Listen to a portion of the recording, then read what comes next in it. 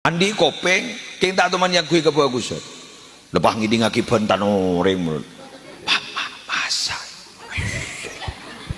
Ada orang baca.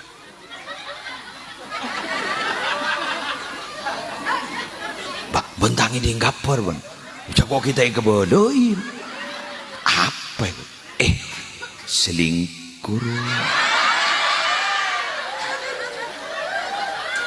Selingkuh.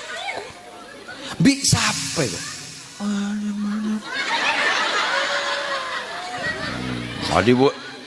Wadibu di pada saya nomor yang ketiga jantan nyetan iki ya.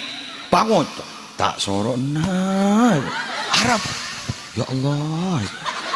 Joreng antara ke pasar beden. Jadi mun temuan ben.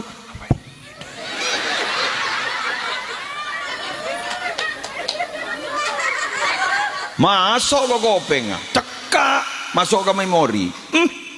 Pindah ke Roman. Mas, apa? Bentangi di kapan? Kita kepada apa? Arwajan mas selingkuh. Bajan selaki. Tahu leh? Araba? Takomi tepagang koben keban. Engkau pernah ngiding ning dalam setong pengajian man ayyara akhahu bidzambin lam yamut hatta ya'malahu. Siapa orang yang mencaci maki kepada orang karena melakukan dosa, maka dia tidak diizinkan mati sampai dia melakukan dosa yang bersama.